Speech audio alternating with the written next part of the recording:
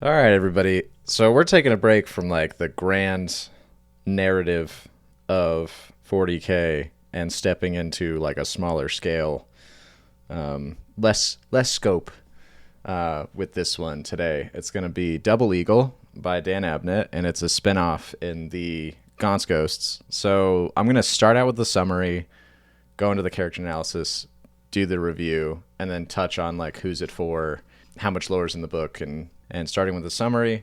Essentially, war has come to the planet of Anothis, comprising the bulk of the besieging forces on the world. Are chaos forces primarily made up of the sons of Sek, and they mean to punish War Master Makaroth for pushing too aggressively for the world of Herodor by attacking into the undermanned and understrength flanks of the Imperial Herald territory. If the planet of Anothis falls, it will tear a hole Chaos can use to break the back of the fronts Makaroth is pushing.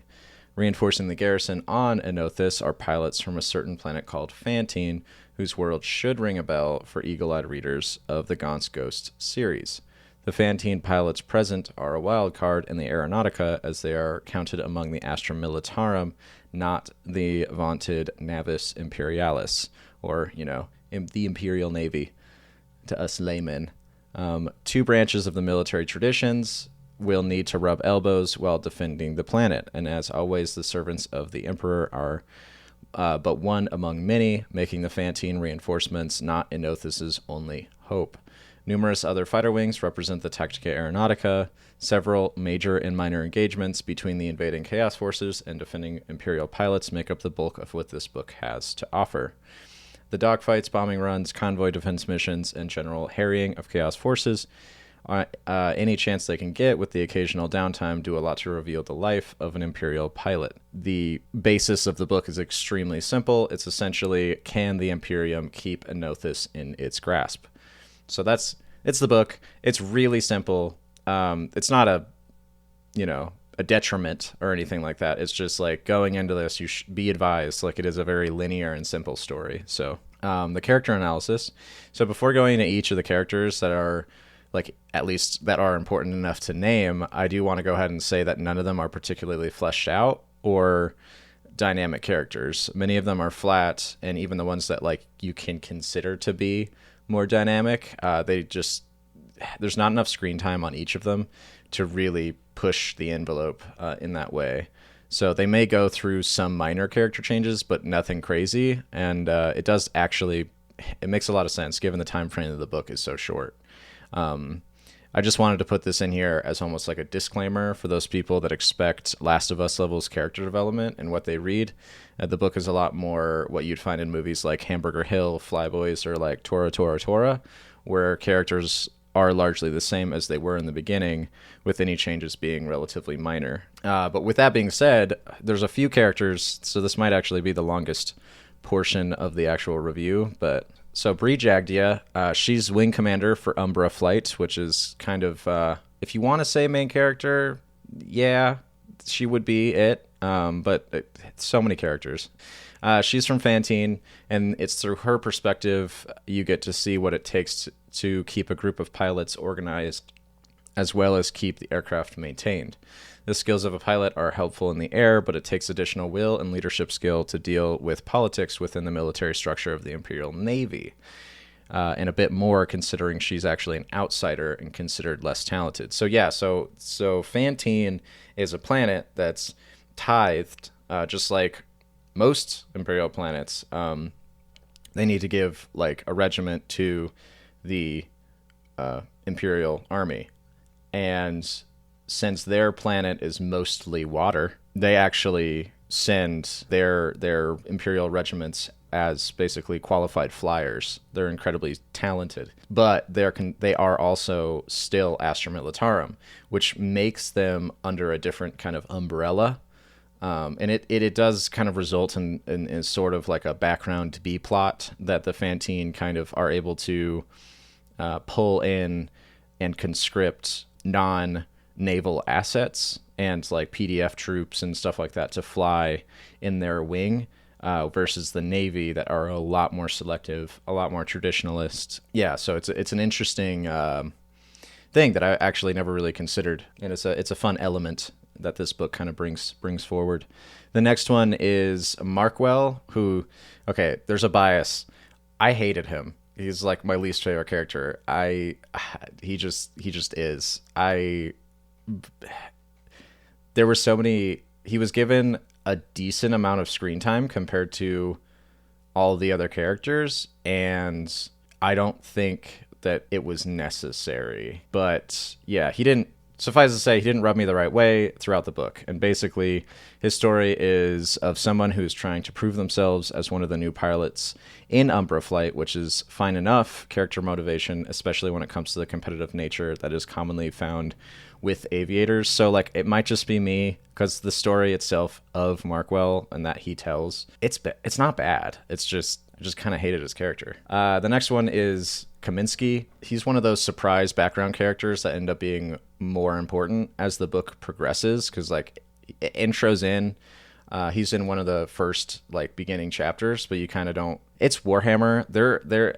They do tend to like throw in like a side character every so often that just like immediately gets killed off. So like most of the time there's just kind of like, do I really need to like care? And then Kaminsky ended up being someone who just kept growing in importance, and I was just like, wow, a side character that doesn't just get like nuked into oblivion.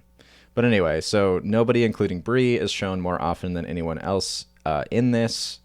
In Kaminsky's case, I would say that this added to the character. Seemingly, when we do get to see him, it feels like we are bumping into him by happen chance.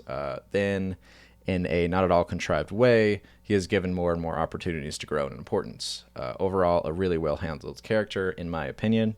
Yeah, I do really like him. The next one is Viltri. So he's a classic character in a war story like this. Like, genuinely, he is just photocopied from a different war story just into this. He has a fatalistic nature that is reminiscent of like Chaplain Grimaldus in Hell's Reach. I say that because like Hell's Reach kind of intros with Grimaldus being like, I know I'm going to die on Hell's Reach. It's just a feeling. Like, I know it's going to happen. And then Viltri kind of echoes that because he has this feeling that he's going to die on Anothis, because like he has this idea that since he was saved from death, that now fate is just like, hey man, you can't just like not die. You have to die. So yeah, he has that going for him. So by far and above, he goes through the most throughout the events that take place in this book, like physically. He has a hopeless feeling, which dangerously puts him close to the boring, edgy, nothing to live for attitude that this kind of character arc strays.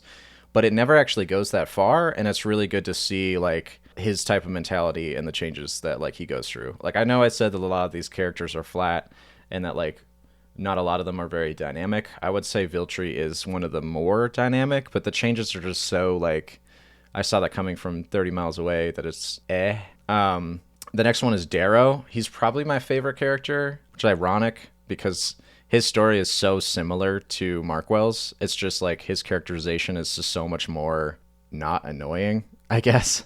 So this is a perspective from a newer pilot. Unlike Markwell, Darrow is there to serve the Emperor and to just do his duty. After reading this book over a few times over the last week, I have to say Darrow is what characters like Markwell want to be, but have too much pride and ego to really actually pull off. We don't get to see much of Darrow being a pilot, but when we do, it does steal the scene, which is 100%. Like, when Darrow's in the cockpit and he's in those, like, he kind of features, which isn't often. I think it's only like 3 times in the book.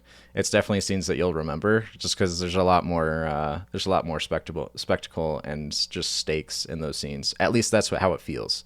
Eads, I was debating on bringing Eads up. He's in operations as a support, like, reserve role. Like, operations is basically headquarters. And so as that headquarters role, he's able to provide the readers with a greater understanding of how disconnected pilots really are from command and vice versa. So radar and all the other equipment you imagine being necessary still does exist in this setting, but it's not wholly reliable and there are latency problems. Basically what I'm getting at is pilots are almost on their own when they go up. If a mission goes wrong, it's up to their skill that will get them home, not the maneuvering of artillery or the support assets you would see in like a more traditional boots on the ground scenario. What I'm trying to say is that Eads himself is the flattest of the characters you'll see in this book, but his role and what he shows us as readers is the interesting part about him. Le Guin, he is a tank commander during a retreat scenario where the skies are being contested, and it is just not a good place to be. We get to see how vulnerable tracked vehicles are, even with the supporting anti-air vehicles, and it's basically just ends up being a death sentence for those operators. More often than not, the Chaos Forces only leave survivors because they run out of fuel or ordnance. Commander Le Guin ends up being a pleasant surprise during another character's worst time. He doesn't have a huge role in the book, but serves to flesh out the setting and complete the picture that this is a war on all fronts, not just an air war. So yeah, in Othis, the ground war just wasn't going well for the Imperial Army. They're in retreat. The air assets for the Chaos Forces get deployed, and now we have Imperial Navy and Militarum assets contesting that air force that is just going ham, I guess, on the Imperial retreating forces. So Le Guin is the few scenes that we get to see him is just kind of a bit of a nightmare for people on the ground. But finally, we get to our review. So Double Eagle is, in my opinion, what happens when telling a story that could be set in any other universe actually sticks to landing. It's a bonus that the story still comes off as having a place in Warhammer 40k setting, and one thing that stood out to me in this book was the feeling of insignificance in the face of a bigger design. There's a conversation between Markwell and an Ayatani, wherein the meaning of the Crusade is being talked about in the different events that are unfolding around the sector. And it really just puts into perspective that the fights on Anothis is just one of many plans occurring in the unfolding crusade. Another thing that stuck out in the story is when things go wrong, people they die. It's a sudden but inevitable, and yet it's never predictable. It might be because I haven't read Gaunt's Ghosts in a really long time, or I have been stuck in a Space Marine plot armor purgatory for too long, but this book in particular seemed to introduce people as quick as it would kill people off. And from the Apostles, which are a fighter wing made up of only the best pilots, to the rest of the pilots that make up several other fighter wings that you see in this story, the unpredictable nature of the fights really put the attitudes of the pilots into perspective. Yeah, they're ultra competitive with each other. They really live in the moment, and they're kind of your stereotypical like land and be rowdy, and then get up in the air and be rowdy. The story definitely makes you understand like why they have that mentality, because just every time they go up they could die, so they're kind of living on the edge like at all times. So another thing that I would have liked to see, though, so more of a nitpick than a praise, is more of a motivation explored for the other side. Much of the Imperial side is explored, or it can just be intuited. But I was really intrigued by the addition of the Killer and the Pearl White Bat that dogged the Imperials throughout the book.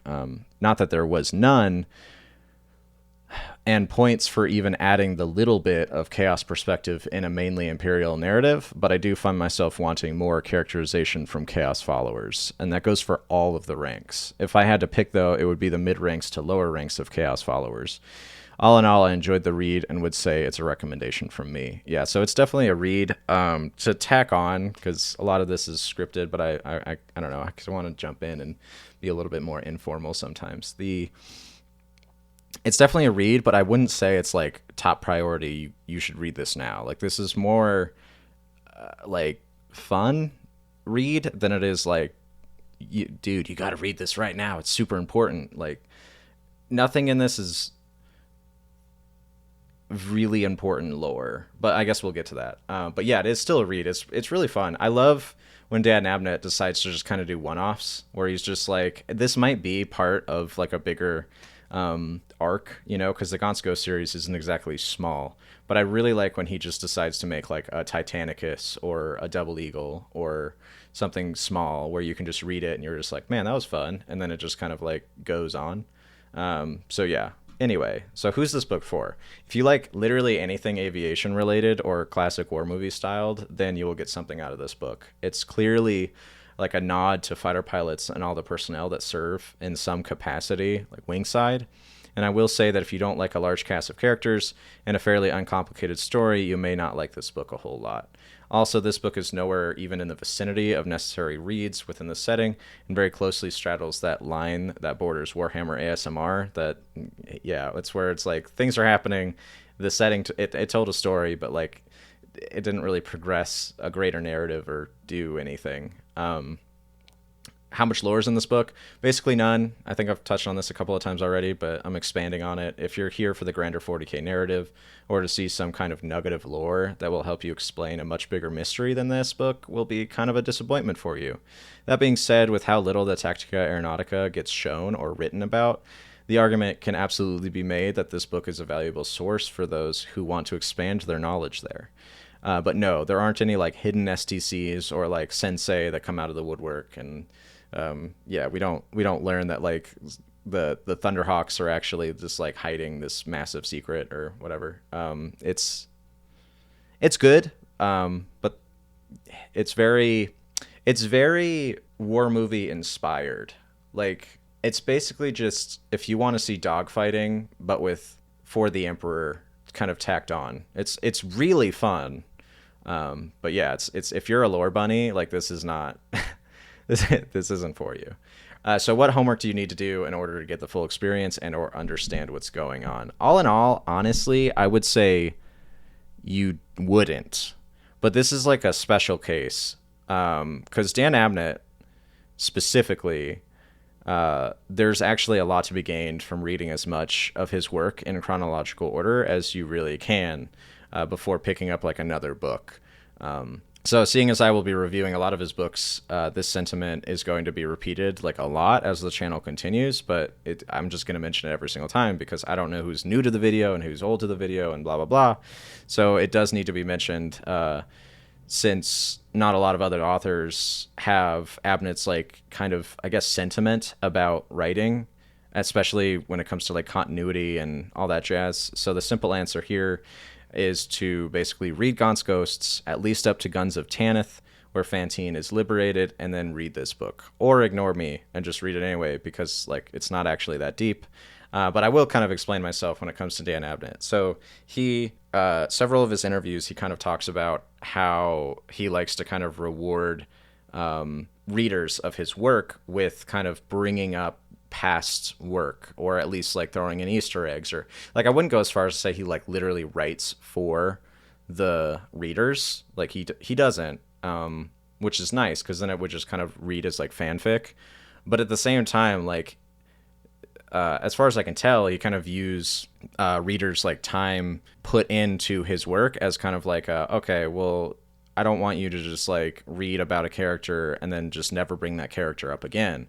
So there are bits and pieces of old work, especially in this book, where he'll toss in and give nods to and stuff like that. So there is a bit of a reward for actually reading the old work and then coming in. So that's one thing. If it was any other author, I would absolutely say like, nah, man, you can just pick this up and read it. But there is something to be gained from reading the Gaunt's Ghosts novels, at least up to Guns of Tanith, and then picking this book up and reading it. But again, it's not that deep. You can totally get away with just picking this book up, reading it. It is absolutely like a war movie jaunt, and it is just very fun.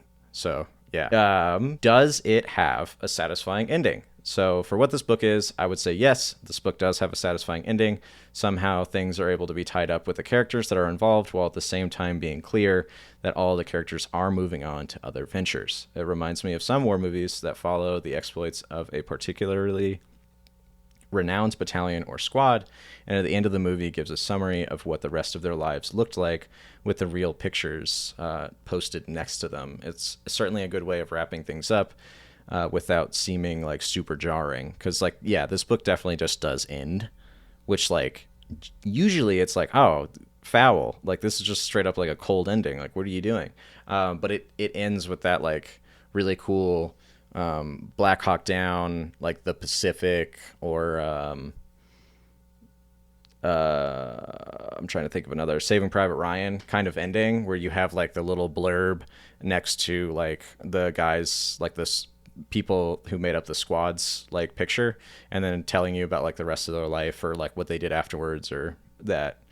So it seems on the nose of it, it's a cold ending, but at the same time, it's not, because it kind of gives you an in on like, hey, where are these guys going next? What are they doing next? Like blah blah blah. And also, it's kind of par for the course with Warhammer. If you want endings, you're kind of in the wrong place, because this is very rarely do you actually see like an arc completely tied up and then knotted and then just given a bow, because like it's a setting, not really a genuine story at this point.